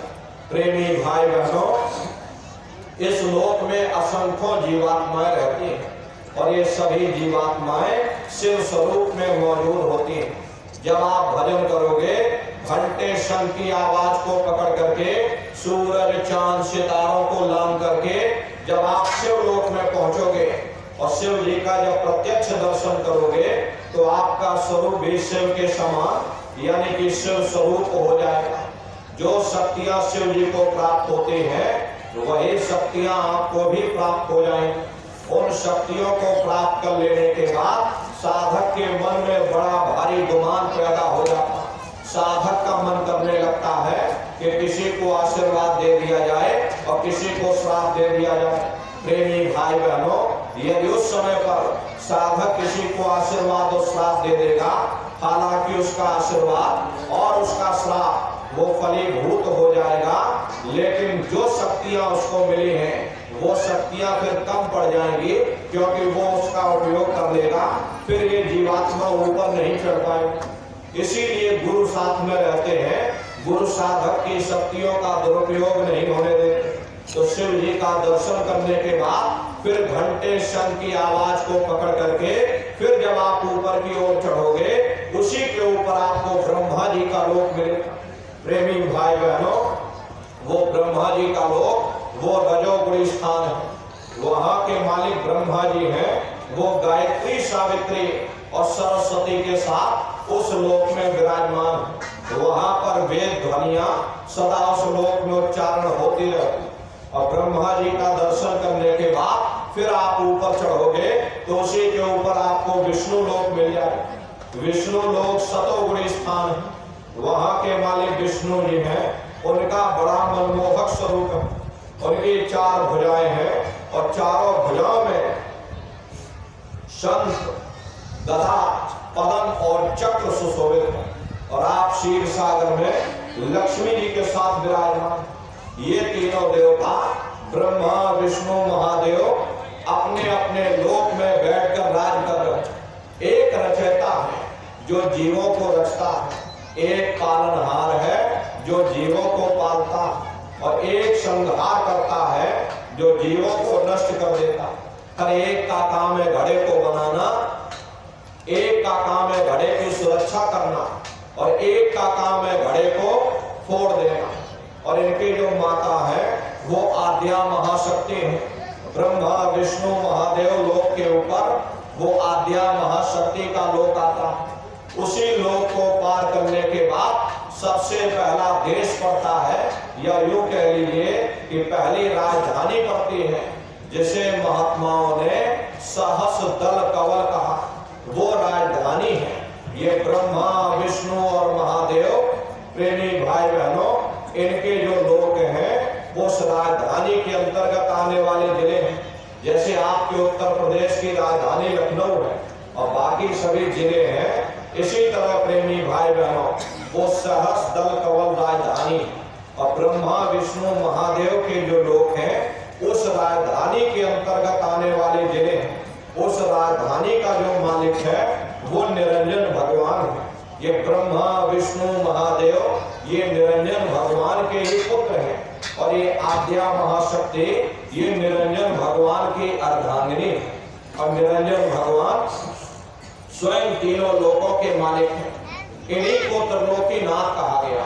अरे ये वही निरंजन भगवान है जिन्होंने तपस्या करके जीवात्माओं का छोटा सा भंडार वरदान के रूप में सत्पुरुष भगवान से मांग लिया और कर्मों का कानून बना करके जीवात्माओं को यहाँ फंसा दिया। ये वही निरंजन भगवान है। इन्हीं को दुनिया त्रिलोकीनाथ कहती है। हिंदू इन्हीं को परमात्मा कहते, मुसलमान इन्हीं को खुदा कहते, ईसाई इन्हीं को गॉड कहते। घंटे और शंख की आवाज जो हर इंसान के अंदर गूंज रही है वो आवाज उन्हीं के मुखार बिंद से हो रही है। निरंजन भगवान का जो स्वरूप है वो ज्योतिष स्वरूप है। अरे प्रेमी भाई बहनों, हजार बातें की अखंड ज्योति वहां पर बराबर जल रही। हम 8 मंदिरों में ज्योत जलाते हैं, उस ज्योत में तेल की जरूरत पड़ती है, बाती की जरूरत पड़ती है, लेकिन वो अखंड ज्योति ऐसी है जिसमें ना तेल की जरूरत है और ना बाती की जरूरत।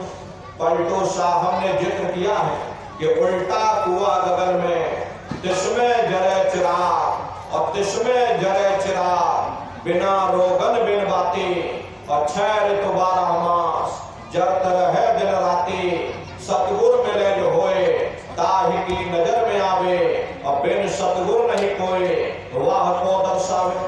वो अखंड ज्योति ऐसी है जिससे पूरा ब्रह्मांड प्रकाशमान हो रहा। न जाने कितने ऋषि मुनि, न जाने कितने पीर पैगंबर औलिया उस ज्योत पर कुर्बान हुए बैठे। प्रेमी भाई बहनों, जितनी भी अवतारी शक्तियां आई, राम आए, राम को वहीं से नीचे उतारा गया। इसीलिए उस देश को अयोध्या नगरी भी कहा जाता है। और जितने देवी देवता ब्रह्मा विष्णु और महादेव आदि की उत्पत्ति वहीं से हुई। गोस्वामी जी महाराज यही चित्रकूट के बगल में राजापुर गांव में गोस्वामी जी महाराज का जन्म हुआ।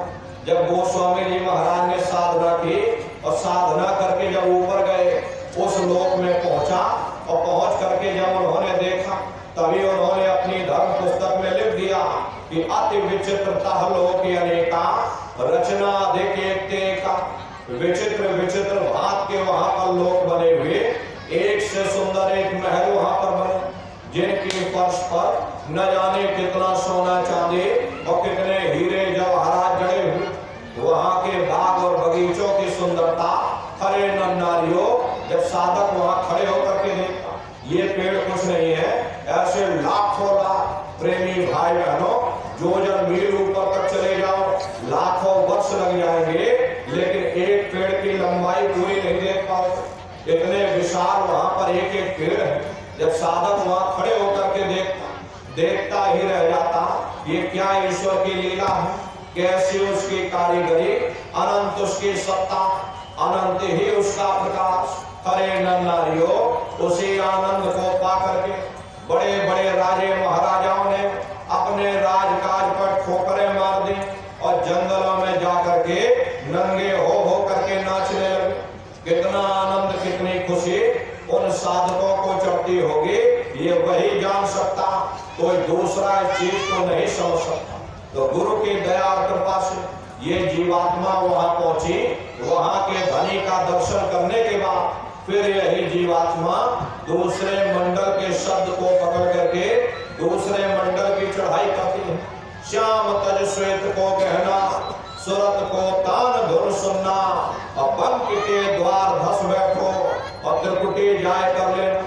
इसी के ऊपर दूसरा देश आता है, जैसे महात्माओं ने त्रिकुटी देश का, वहां के जो मालिक है वो ब्रह्म है, वहीं से मन और माया की उत्पत्ति हुई, वहीं से तीन गुण रजोगुण तमोगुण सतोगुण तीनों गुणों की उत्पत्ति वहीं से हुई।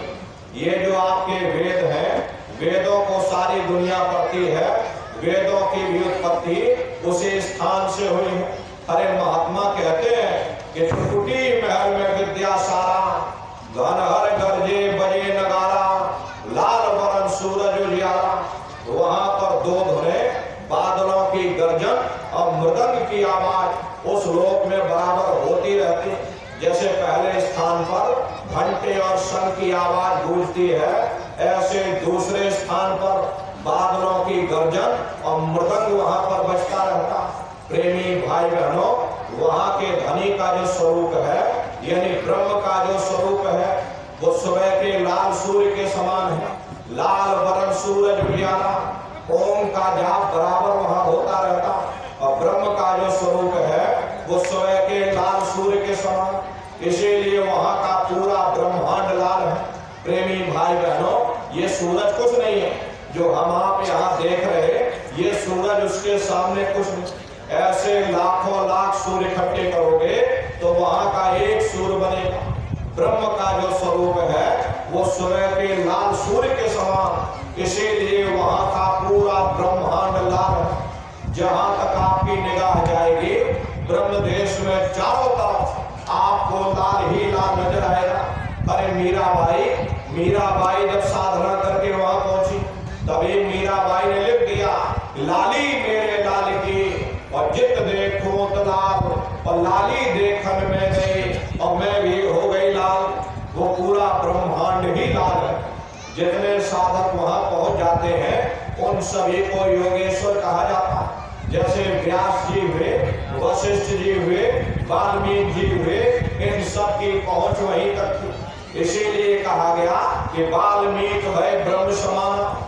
जब इनके जीवात्मा वहां पहुंचे और जब इन्होंने ब्रह्म का दर्शन किया तो इनका स्वरूप भी ब्रह्म के समान, यानी कि ब्रह्म स्वरूप हो गया। जितने साधक वहां पहुंच जाते हैं उन सभी को योगेश्वर कहा जाता।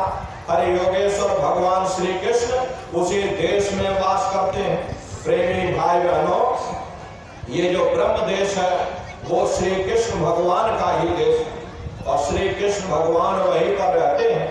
अरे बाहर की जन्माष्टमी नहीं है जो आप लोग मनाते हो। अरे महात्माओं ने कहा था कि सही मायने में तुम जन्माष्टमी कब मनाओगे? जब तुम्हारी ये जीवात्मा 5 तत्व जल पृथ्वी अग्नि वायु आकाश और 3 गुण रजोगुण तमोगुण सतोगुण 5 तत्व 3 गुणों से परे होकर के जब ब्रह्म देश में पहुंच करके जब कृष्ण भगवान का वहां दर्शन कर लेगी, तब सही मायने में तुम जन्म अष्टमी मनाओगे।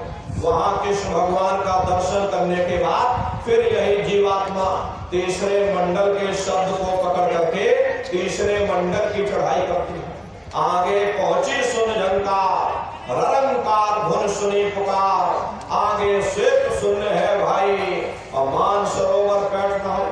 इसी के ऊपर तीसरा देश आता है जिसे महात्माओं ने सुन देश का, उसी को रारंग देश कहा जाता, उसी को अक्षर और नेति कहा जाता।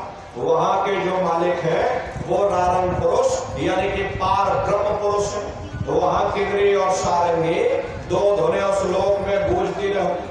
और पार ब्रह्म पुरुष का जो स्वरूप है वो पूर्णमासी के चंद्रमा के समान बड़ा ही मनमोहक स्वरूप है। इसी स्थान पर प्रेमी भाई बहनों एक बहुत बड़ा अमृत का सरोवर बना है जिसे महात्माओं ने मान सरोवर कहा।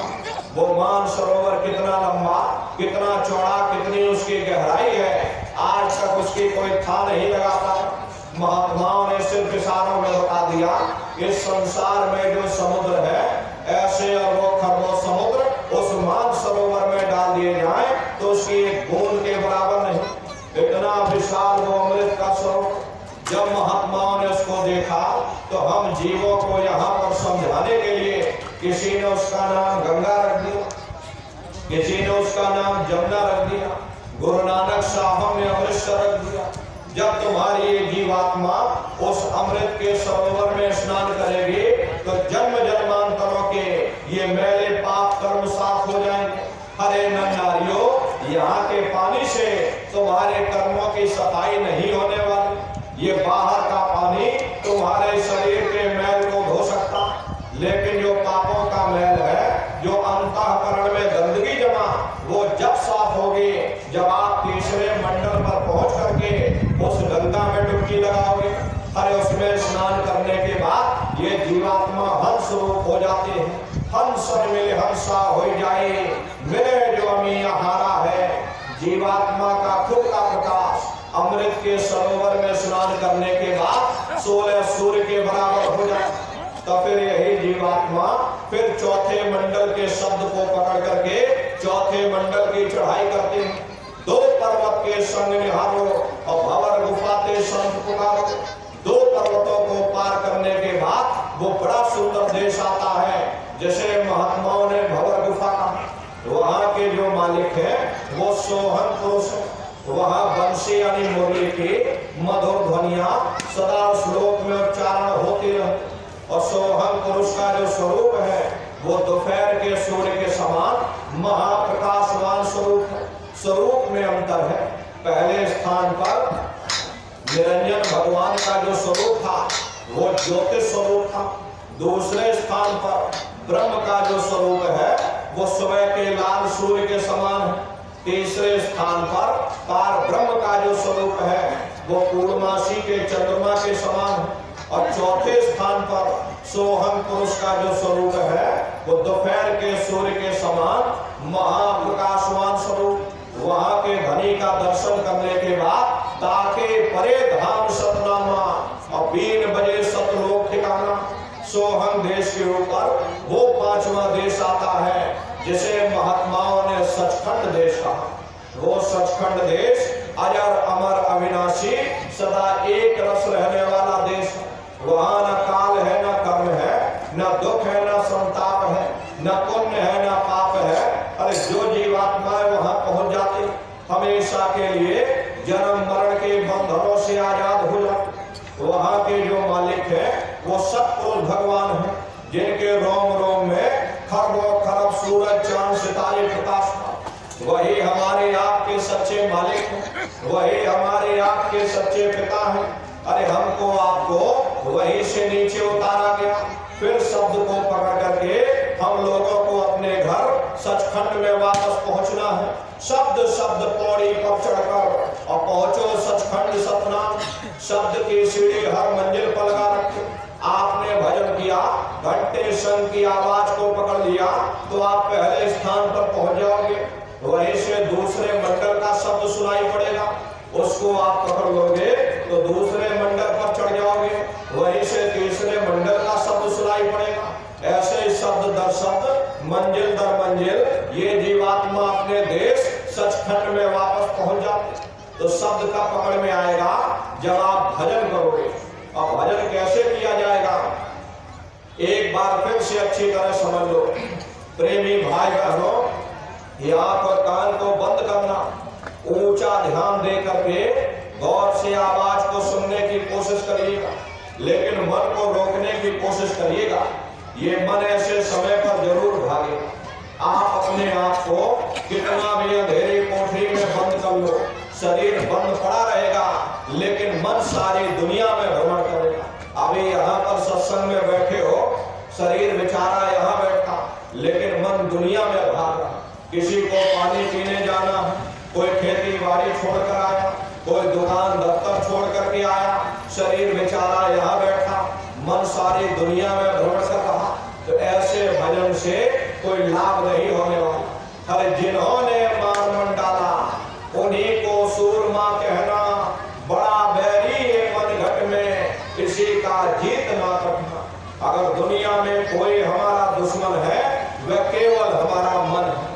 ये मन रूपी रावण कब मरेगा? प्रेमी भाई बहनों, जब आप 9 द्वारों पर फतेह हासिल करके यहाँ 10वें द्वार पर चढ़ जाओगे, तब सही मायने में दशहरा मनाई जाए। ये बाहर की जो लकड़ी का रावण बना देते हो और फूंक फांक करके घर आ जाते, चले भाई हमने रावण मार दिया। अरे महात्माओं ने कहा कि सही मायने में तुम विजयदशमी कब मनाओगे? जब 9 द्वारों पर फतेह हासिल करके तुम यहाँ 10वें द्वार पर चढ़ जाओगे, तब सही मायने में विजयदशमी मनाई जाएगी। तब ये मन रूपी रावण मरेगा, तब तुम्हारी ये जीवात्मा। अरे इसी को महात्माओं ने राम भी कहा।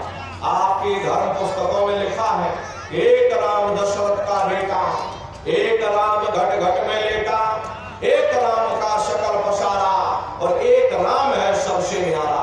एक वो राम है जो अयोध्या के वासी हैं, एक राम घट घट में लेटे, यानी हमारी आपकी जीवात्मा जो हर एक के अंदर मौजूद है।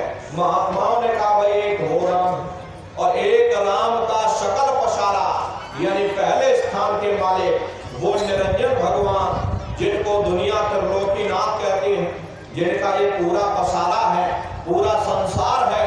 महात्माओं ने कहा भाई एक वो राम, और एक राम है सबसे न्यारा, 5वें स्थान के मालिक वो सत्पुरुष भगवान जो हमारे आपके सच्चे पिता हैं। महात्माओं ने कहा भाई एक वो राम। तो महात्मा तो सो राम की महिमा गाते हैं। जब ये मन रूपी रावण मर जाएगा, तब तुम्हारी ये जीवात्मा ये राम अपने शब्द को पकड़ करके और पहले स्थान पर यानी निरंजन भगवान के देश में यानी कि अयोध्या नगरी में पहुंचेगी। वहां जब निरंजन भगवान के स्वरूप का दर्शन करेगी, ज्योतिष स्वरूप, 1000 बाती की अखंड ज्योति वहां पर बराबर जल रही है। जब ज्योतिष स्वरूप का दर्शन करेगी, तब सही मायने में दिवाली मनाई जाएगी। प्रेमी भाई बहनों, ये महात्माओं का अपना एक आध्यात्मिक उद्देश्य रहा। तो मोटी बात आप लोग तो समझो कि भजन कैसे करोगे। तो ये आंख और कान को बंद करना, ऊंचा ध्यान देकर के सुनिएगा। सीटी जैसी आवाज सुनाई पड़ेगी, उसको आप पकड़ लेना, उसको आप सुनते रहना, लेटे हो चाहे बैठे हो, बस सीटी जैसी आवाज को सुनते रहो और सुनते सुनते उसी में लीन हो जाओ। जब आप उसमें लीन हो जाओगे तो कुछ समय बाद में आपको दोबारा अनुभव होगा कि कहीं बड़ी दूर से एक महीन आवाज, घंटे और शंख की आवाज हमारे कानों में गूंज रही, टन टन टन टन। प्रेमी भाई बहनों, जब घंटे शंख की आवाज सुनाई पड़ने लग जाए, तब आप सीटी की आवाज को छोड़ देना और घंटे शंख की आवाज को पकड़ लेना। एक बार प्रेमी भाई बहनों, आप उस आवाज को पकड़ लो, फिर वो आवाज आपको नहीं छोड़ेगी, खींच करके शरीर से अलग कर देगी। तो रोज आना, रोज जाना, रोज ब्रह्मांडों के दर्शन करना, रोज देवी देवताओं के दर्शन करना, रोज आसमानों की उड़ान भरना, और रोज अपने शरीर में, अपने घोंसले में फिर वापस चलना। ये भजन करने का तरीका। भजन का मतलब है भजो, अपने घर वापस चलो। ये भजन करने का तरीका। सुमरन, ध्यान और भजन, ये 3 क्रियाएं आपको बताई। नित्य नियम से आप लोग करिएगा। हरे नर नारियों, इसी उद्देश्य के लिए तुमको ये मानव तन दिया गया और कोई दूसरा उद्देश्य नहीं। मनुष्य शरीर पाने का एकमात्र ही उद्देश्य है कि चलो ठीक है, तुमको अब की बार मौका दिया जा रहा, मनुष्य रूपी मकान दिया जा रहा। इस मनुष्य रूपी किराए के मकान में बैठ करके कुछ अपना काम कर लो, अपनी जीवात्मा के कल्याण के लिए विचार कर लो, वरना ये समय निकलता चला जा रहा। अरे हम लोग कहते हैं कि भाई हमारी उम्र बढ़ रही, अरे आपकी उम्र बढ़ नहीं रही, आपकी उम्र दिन प्रतिदिन घटती चली जा रही। ये चंद श्वासों की पूंजी जो आपको मिली हुई है, ये दिन प्रतिदिन कम होती चली जा रही। एक समय ऐसा आएगा, ये बुलबुला फूट जाएगा। अरे प्रेमी भाई बहनों, उस समय बड़ा भारी कष्ट होगा, मामूली पीड़ा नहीं होती। मौत के समय में घनघोर पीड़ा होती है। अरे सहजो भाई ने लिखा है कि सहजो मौत आइया, अंग अंग दिया तोड़, और हिया जरे छाती फटे, उठे पीर घनघोर। गुरु महाराज सत्संग में कहते थे, जैसे 1 लाख बिच्छू एक साथ हमारे जिस्म पर डंक मारे, उससे भी लाखों करोड़ों गुना ज्यादा मौत के समय में दर्द होता है। जब मृत्यु आती है तो किस तरह से प्राण निकलते हैं, प्राणों की निकलने की क्या प्रक्रिया होती है, जरा उसे भी आप लोग समझ लो। सिमटत भास श्वास उठ जावे, प्राण पति जब सिमट समावे, उस समय पर क्या होगा, सबसे पहले श्वासें हमारी रुक जाए, शरीर की सारी चेतना पीछे को सिमटने लगेगी, तो सबसे पहले गुदा चक्र टूटेगा, क्योंकि गुदा चक्र में पृथ्वी का वास होता है। गुदा चक्र टूट करके ऊपर इंद्रिय चक्र में समा जाएगा, इंद्रिय चक्र में जल का वास होता, यानी जल ने पृथ्वी को घोल दिया। फिर जब इंद्रिय चक्र टूटेगा, यहाँ नाभि चक्र में समा जाएगा, नाभि चक्र में अग्नि का वास होता, यानी कि अग्नि ने फिर जल को सुखा दिया, ये नीचे से सिमटाव होगा। फिर जब नाभि चक्र टूटेगा तो हृदय चक्र में समा जाएगा, हृदय चक्र में वायु का वास होता, यानी कि वायु ने फिर अग्नि को अपने में समाहित कर लिया, और इस तरह से वायु आकाश में उड़ गई, ये आंखों की पुतलियां पलट जाती हैं। और इस तरह प्रेमी भाई बहनों, ये जीवात्मा शरीर जब यह कर्म कलाएं उपजावे, बुद्धि स्वत की आन दबावे, जब यह जीवात्मा पांचों तत्वों को लांग करके, जल पृथ्वी अग्नि वायु आकाश पांचों तत्वों को लांग करके ऊपर आती है, तो काल दाढ़ में आन दबानी, जब ढरके नैनन से पानी, जब काल अपनी दाढ़ में समय दबा, नेत्रों से पानी निकलता है, इंद्रियां टूट टूट करके चकनाचूर हो जाती, सब रिश्ते नातेदार खड़े रहेंगे, डॉक्टर वैद्य हकीम सब आपको घेरे रहेंगे, लेकिन है नर-नारियों, उस समय आप अपनी पीड़ा को अपने मुख से बयान नहीं कर पाओगे, सिर्फ आपके नेत्रों से अश्रु टपकेंगे। यमदूत आते हैं, प्राणों की डोरी को तोड़ देते हैं और जीवात्मा को खींच करके इस शरीर से अलग कर दिया। और जैसे ही जीवात्मा शरीर से अलग हुई, ये शरीर तुम्हारा मिट्टी हो गया। फिर इस मिट्टी को एक रात अपने घर में कोई रखने को तैयार नहीं होता। अरे प्रेमी भाई बहनों, जल्दी से कफन खरीद के लेते, अरे भाई जल्दी करो, शमशान भूमि की तैयारी करो, बाजार से जल्दी से कफन खरीद के लाओ, जल्दी से लकड़ियां खरीद के लाओ, इनको जल्दी से ले जाओ, वही शमशान भूमि पर जला देना। ये जो इनके कपड़े लत्ते घर में पड़े हुए, ये सब कपड़े लत्ते अशुद्ध हो गए हैं, इनकी छुई हुई चीज अब हमको घर में एक नहीं चाहिए, इसलिए इनके कपड़े लत्ते उठा ले जाओ, वही शमशान भूमि पर जला देना। जिस बिस्तर पर ये लेटे रहे, ये बिस्तर भी अशुद्ध हो गया है, इसलिए इनका बिस्तर भी यहाँ से उठा ले जाओ, वही शमशान भूमि पर जला देना। लेकिन उसने कोई सोने की अंगूठी पहनी होगी, उसको धीरे से उतार कर तुम जेब में रख लोगे, बस वही एक अशुद्ध नहीं होगा, बाकी सब अशुद्ध हो जाएगा। इसीलिए महात्मा कहते हैं कि भाई कुटुंब परिवार मतलब का और बिना धन पास नहीं जाए। ये रिश्ते नातेदार, ये कुटुंब परिवार वाले, ये सब स्वार्थ के संगी साथी हैं। अरे आज आपकी जेब में पैसा है तो सब जैसे तैसे आपसे रिश्तेदारियां कायम कर लेंगे। आज आपकी जेब खाली हो जाए तो बेटा बाप को बाप कहने के लिए तैयार नहीं होता।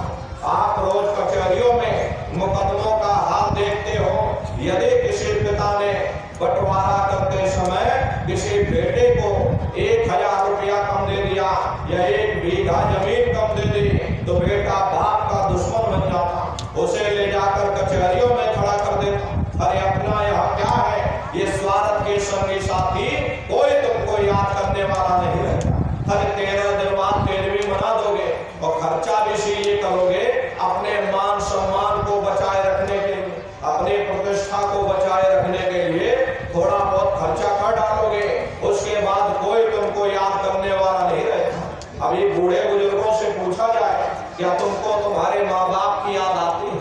कहेंगे भाई नहीं आती। अरे क्यों नहीं आती? तुम्हारे माँ बाप थे, तुमको पाला पोसा बड़ा किया, खुद भूखे रहे होगे, तुम्हारा पेट पाला होगा, तुमको तुम्हारे माँ बाप की याद क्यों नहीं आती? क्योंकि तुम्हारे सामने तुम्हारे लड़के बच्चे हो गए, तुम्हारे नाती पोता पंती संती हो गए, इसलिए तुम अपने माँ बाप की यादों को भूल गए और नई यादों में बस गए। ऐसे ही प्रेमी भाई बहनों, सब तुमको एक दिन भूल जाएंगे। हर जिस जात बिरादरी के लिए तुम लड़ते झगड़ते रहते हो, वही जात बिरादरी वो शमशान भूमि पर जल करके राख हो जाए। जिस नाम रुतबा शानो शौकत में तुम इतराते रहते, वही नाम रुतबा शानो शौकत वो सब ये कहानी तो वहां खत्म हो गई। उधर देखो क्या होता, तुम्हारे जीवात्मा को ले जाकर और ऊपर धर्मराज की कचहरी में पेश कर दिया। वहां पलक झपकते ही तुम्हारे अच्छे बुरे कर्मों का हिसाब किताब हो जाए। धर्मराज तुमको सजा सुना देंगे, ले जाओ इनको फलाने नरक में डाल दो, क्योंकि इनको मैंने मौका दिया था जब ये माँ के गर्भ में उल्टे लटके हुए थे। उस समय परमात्मा से रोते थे कि हे परमात्मा मुझे एक बार मौका दे दो, हे परमात्मा मुझे एक बार मनुष्य शरीर दे दो, हम भजन करेंगे, भक्ति करेंगे, हम अपनी जीवात्मा का कल्याण करेंगे। जब परमात्मा ने तुम्हारी पुकार सुन ली, तुमको ये मनुष्य शरीर दे दिया और क्या करके भेजा था कि भाई मैं तुमको ये किराए का मकान कुछ समय के लिए दे रहा हूं, इस किराए के मकान को तुम अपना मत समझ लेना, ये किराए का मकान है, अगर तुम्हारा होता तो हमेशा तुम्हारे पास रहता, ये तुम्हारा अपना नहीं है, ये किराए का मकान तुमको दिया है। तुम अपनी जीवात्मा को मेरे किराए के मकान में बैठा करके मालिक की भक्ति करके और अपनी जीवात्मा को जगाकर अपने घर वापस पहुंचा देना। जब समय पूरा होगा मैं अपने सिपाहियों को भेजूंगा, उस समय पर तुम मेरे किराए के मकान को मुझको वापस लौटा देना। लेकिन जैसा साफ सुथरा मैंने तुमको ये किराए का मकान दिया है, वैसा साफ सुथरा तुम मुझको वापस कर देना।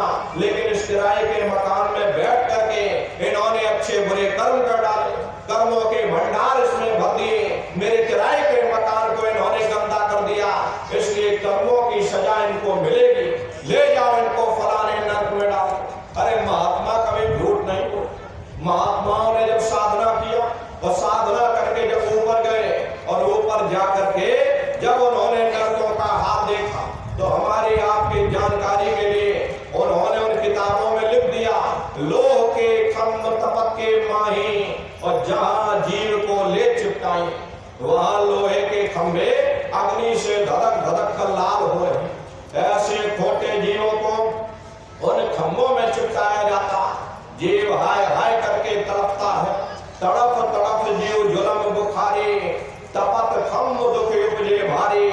असहनीय वेदना होती है, असहनीय दुख दर्द होता, जीव रोता और चिल्लाता रहता, वहां कोई तुम्हारी पुकार सुनने वाला नहीं, कोई तुम्हारी दर्द भरी आवाज को सुनने वाला नहीं। अरे नर नारियों, ये दुर्दशा क्यों हो गई?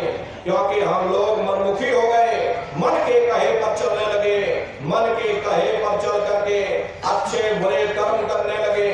कर्मों का ये जखीरा अंबार के अपार हमने अपने सिर पर लाद लिए, आज उन्हीं कर्मों का भोग पा रहे। अरे महात्मा कहते हैं कि भाई नर के अनेक नियर हैं, कहाँ लग कहो बखान, दुख भुगते यह जीव जो जाने जो भोग समा। कहते भाई एक नरक नहीं, ऐसे वहां अनेकों अनेक नरक बने हुए, अलग अलग खोटे पाप कर्मों के वहां पर अलग अलग नरक। ये जीव अपने अपने कर्म के अनुसार अनंतों अनंत युगों तक, वर्षों की बात नहीं कर रहे, अनंतों अनंत युगों तक जीव अपने कर्म के अनुसार नरकों की यातनाएं भोगता रहता। और नरकों की यातनाएं भोगने के बाद में किसी जीवात्मा को सीधे मनुष्य शरीर नहीं दिया जाता, बल्कि इसे 4 खान 84 लाख योनियों में डाला जाता। प्रेमी भाई बहनों, ये 4 खान 84 लाख योनियां ये कोई मामूली योनियां नहीं होती। 4 खान का मतलब होता है अंडज पिंडज उपमज स्थावर, ये 4 खाने हैं। पहली श्रेणी पेड़ पौधों की होती है जिनके अंदर पानी का तत्व मौजूद होता। अरे कभी ये भी मनुष्य हुआ करते थे, लेकिन आज अपने कर्मों का भोग पा रहे। दूसरी श्रेणी कीड़े मकोड़ों की आती है जिनके अंदर पृथ्वी और अग्नि का तत्व मौजूद होता है। तीसरी श्रेणी पंछियों की आती, चौथी चौपाई जानवरों की होती और 5वीं स्वयं इंसान की आती है जिसके अंदर 5 तत्व जल पृथ्वी अग्नि वायु आकाश 5 तत्व मौजूद होते। प्रेमी भाई बहनों, ये 4 खाने हैं, इनकी अलग अलग कुल 84 लाख योनियां इनमें बटी हुई हैं। अब आप पेड़ पौधों को देखो, महुए का पेड़ अलग है, आम का पेड़ अलग है, नीम का पेड़ अलग है, ऐसे अलग अलग प्रजातियों के कीड़े मकोड़े, अलग अलग प्रजातियों के पशु पंछी, कुल मिलाकर करके 84 लाख योनियां हैं। हम दुनिया के जीव अपने अपने कर्म के अनुसार नरकों की यातनाएं भोगने के बाद फिर लाखों लाख वर्ष के लिए इन 84 लाख योनियों में भटका खाते हैं। हरे प्रेमी भाई बहनों, इस संसार में इतने जीव भरे हुए, यदि सुई की नोक सीधे जमीन पर रख दोगे, उस नोक के नीचे 20 जीव दब करके मर जाए। आप रोज श्वास लेते हो, आपके श्वास लेने